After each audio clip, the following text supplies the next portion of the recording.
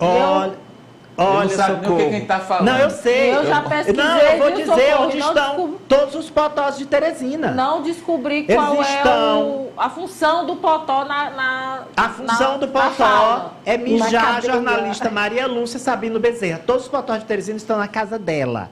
Porque todo ano ela tem queimaduras de 3º grau. Em lugares que vocês nem imaginam. Lucinha, cuida com a Ecotec. Vamos lá, Socorro, começando com Lula nos Estados Unidos, vai se encontrar com Joe Biden.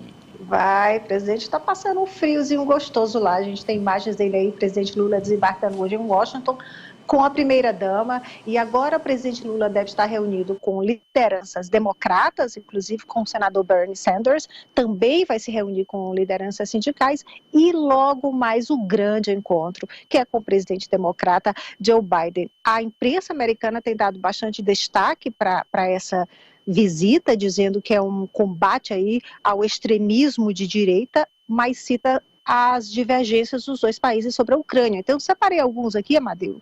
A gente começa pelo Financial Times, que diz que Lula e Biden vão restabelecer as relações bilaterais que foram profundamente tensas durante os últimos anos de Jair Bolsonaro no poder. As conversas devem se concentrar, segundo o jornal, na proteção ambiental, no combate ao extremismo de direita, um assunto que voltou a preocupar após os ataques no mês passado em Brasília, por apoiadores do ex-presidente Bolsonaro. Mas o jornal, a matéria cita que o ponto de discórdia é a guerra da Ucrânia. O Lula é neutro, não quer comprometer o Brasil com qualquer iniciativa liderada pelos Estados Unidos que possa ser interpretada pela China como uma aliança geopolítica contra Pequim.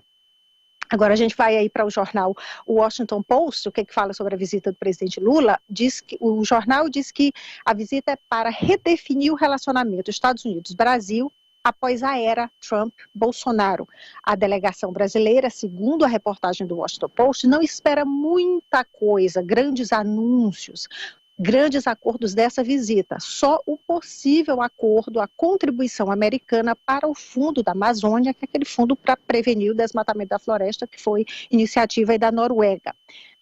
A matéria cita que os pontos em comum, os dois, Biden e Lula, são os dois homens mais velhos a presidir os dois países, chegaram ao poder em meio à turbulência política com apenas 2 anos de diferença e derrotaram presidentes que se recusaram a reconhecer os resultados das eleições, levando a ataques nas duas capitais.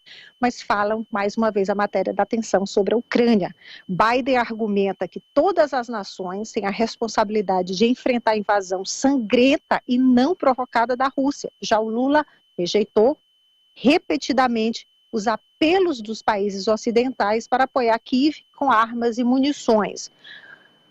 O Washington Post também diz que os dois divergem no assunto sobre China. Biden vê a China como a maior ameaça de longo prazo aos interesses americanos.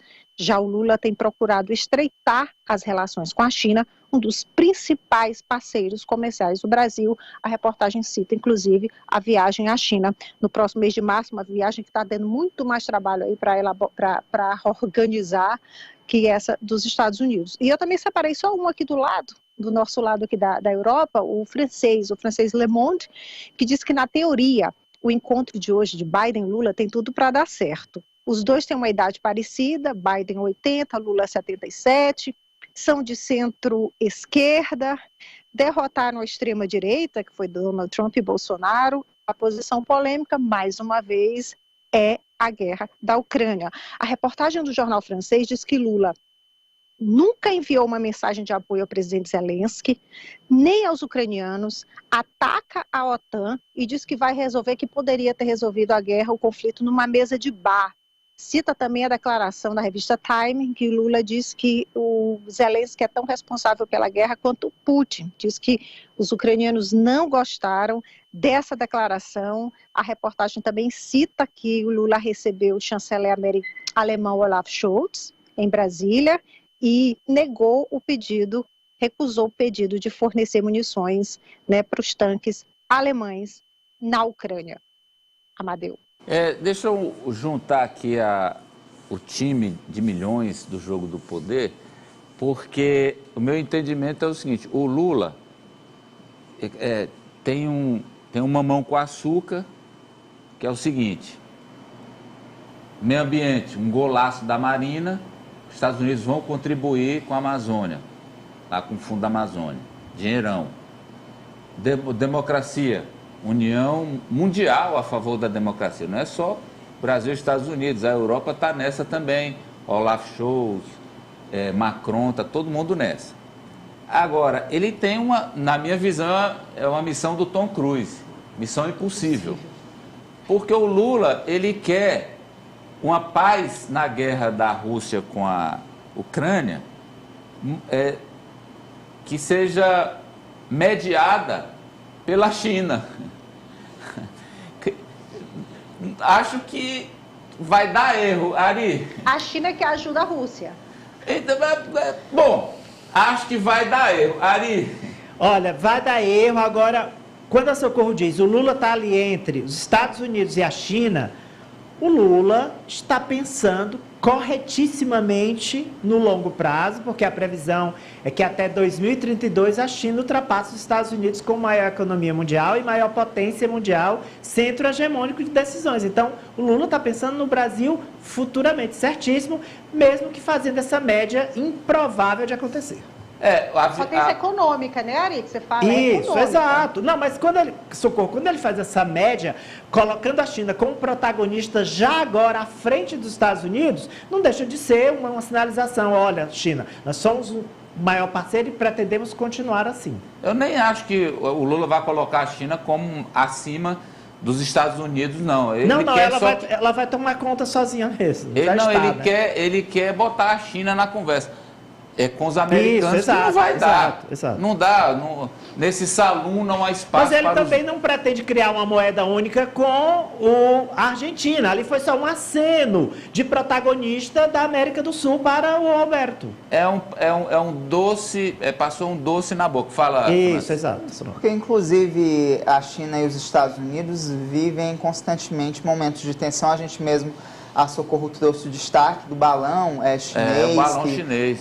Percorreu os Estados Unidos e, inclusive, suspeita de espionagem, mas o Lula ele faz esse direcionamento, esse afago para a China, porque o Brasil tem uma relação boa com os dois países, faz jogo duplo com os Estados Unidos, com a China, e está certo, o Lula é um político do diálogo, e a gente já percebe a diferença dele para Jair Bolsonaro nisso. Jair Bolsonaro é um político do confronto, o Lula ele já é do diálogo e consegue dialogar bem com a China e com os Estados Unidos. Lembrando que a China é o país para onde o Brasil mais exporta, e o segundo país para onde o Brasil mais exporta é os Estados Unidos.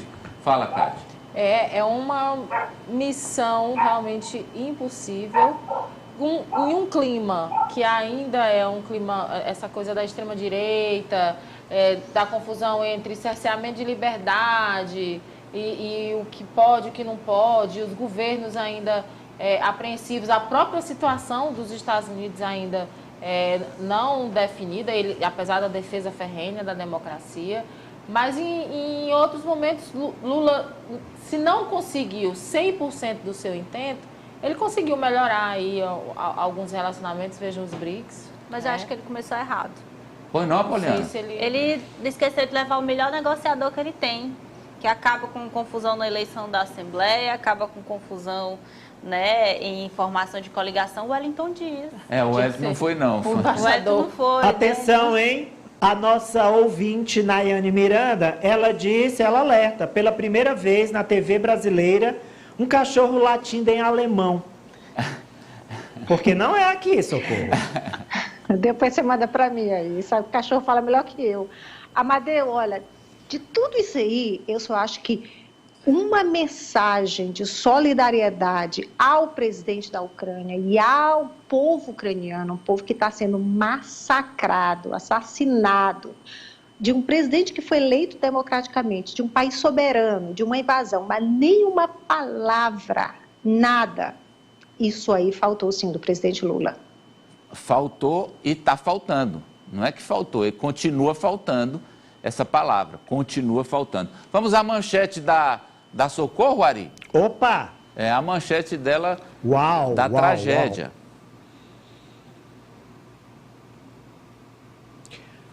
Tragédia ampliada. ONU alerta que milhares podem morrer de fome e frio após terremotos. Pois não, Socorro. Pois é, Amadeu, antes de falar desse desespero, dessa situação desesperadora de fome, de frio nos dois países, só dar um balanço aqui das vítimas dos terremotos, já são aí cerca de 22 mil mortos e aí cerca de 85 mil feridos nos dois países. Agora, sobre essa segunda tragédia que a gente fala desde ontem, é que a ONU hoje, através do Programa Mundial de Alimentos, está pedindo que mais passagens da Turquia para a Síria sejam abertas para que a ajuda possa chegar aos civis da Síria. Atualmente só há uma passagem em que essa ajuda da ONU chega aos civis e chega sem passar pela parte da Síria que é controlada pelo governo Assad. Essa ajuda humanitária e também a ajuda médica está chegando, mas já começou a chegar, já foram 2 comboios, mas está chegando muito devagar, porque essa passagem oficial, ela também foi danificada pelo terremoto. A ONU diz que a abertura dessa segunda ligação na fronteira com a Turquia é essencial para retocar, para reabastecer os estoques que está acabando. A organização Capacetes Brancos diz que só na cidade de Alepo há 60 mil pessoas vivendo em abrigos improvisados. E a OMS disse hoje que vai enviar ajuda médica, via aérea vai enviar ajuda pelo ar, através de Dubai, saindo de Dubai para a Síria. Um dos diretores da OMS, o irlandês Mike Ryan, disse agora há pouco que o mundo havia esquecido da Síria e que o terremoto trouxe de volta a essa tensão. O presidente Assad, presidente da Síria, Assad, ele visitou hoje Alepo, visitou a parte que é controlada pelo governo. A gente vai ver, e visitou hoje o que? O terremoto foi segunda, ele chegou hoje lá, né?